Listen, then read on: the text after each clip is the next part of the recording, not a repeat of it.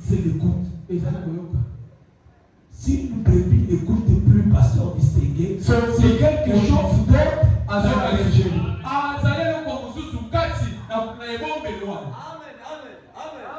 Le problème, tu dois comprendre, tu es créé, pas pour être motivation mais pour être une fille de Dieu,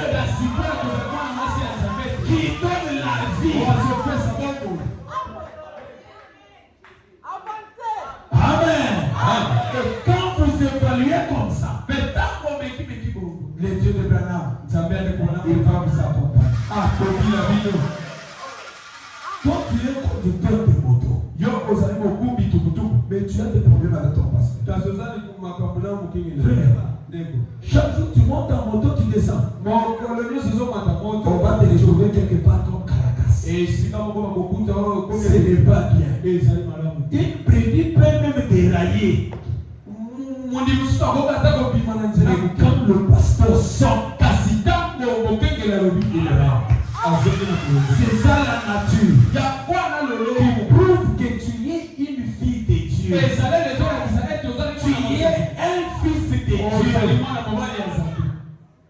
Cette nature.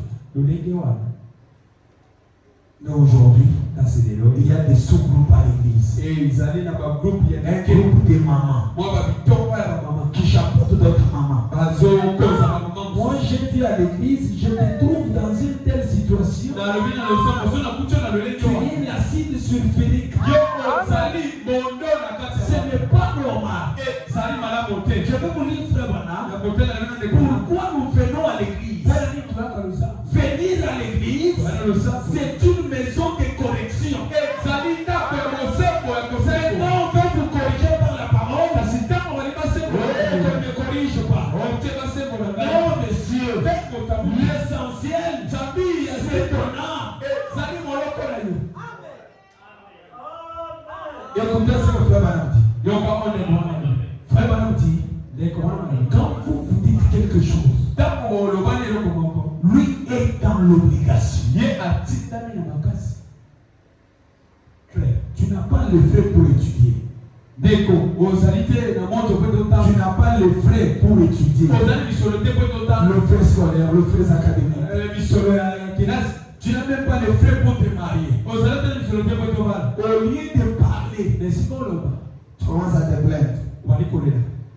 Non, je vais avoir l'argent où? On t'a dit de savoir d'où viendra l'argent. Parle. Le bas. Parle simplement. Le bas, c'est ça l'essentiel. Dieu est obligé de répondre à cela.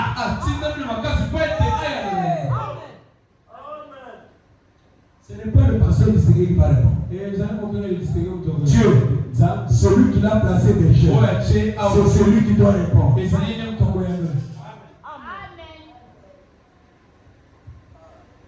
Oh, je me sens bien.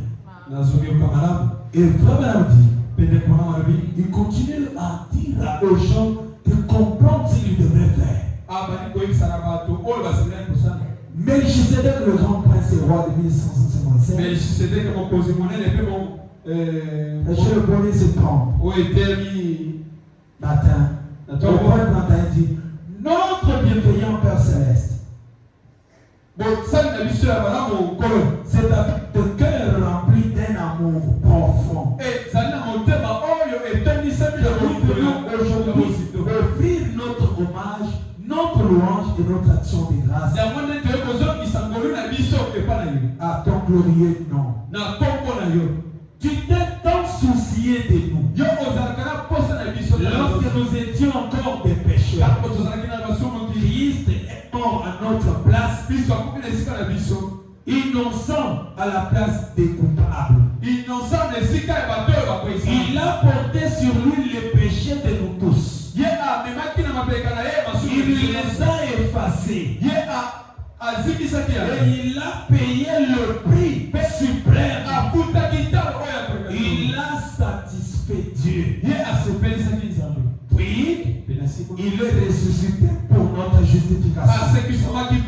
Et assis aujourd'hui à sa droite, tout toujours vivant pour intercéder.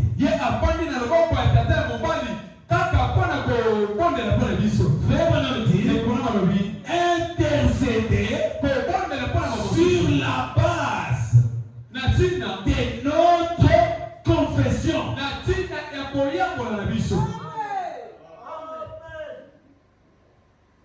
Vous n'avez pas compris. Je suis tellement haut. Je descends un peu. Si vous croyez le message, ce qui au et que tu ne te sens pas que tu es le représentant direct de Dieu sur la terre, tu n'as pas encore cru.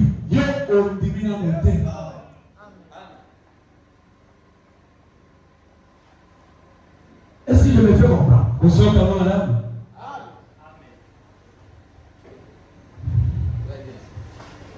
Ce que vous êtes, c'est vous-même. Cette toiture ici, ce n'est pas une vision qui vient d'emblée. Il y a quelqu'un qui a capté cette vision. Il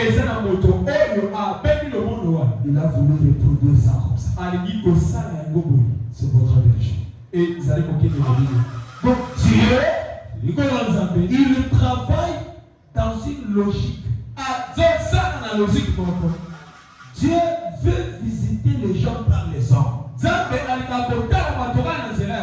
Bénir par les hommes. Acheter par les hommes. Sauver par les hommes.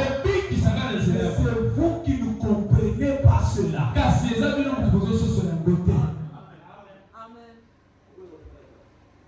Regardez.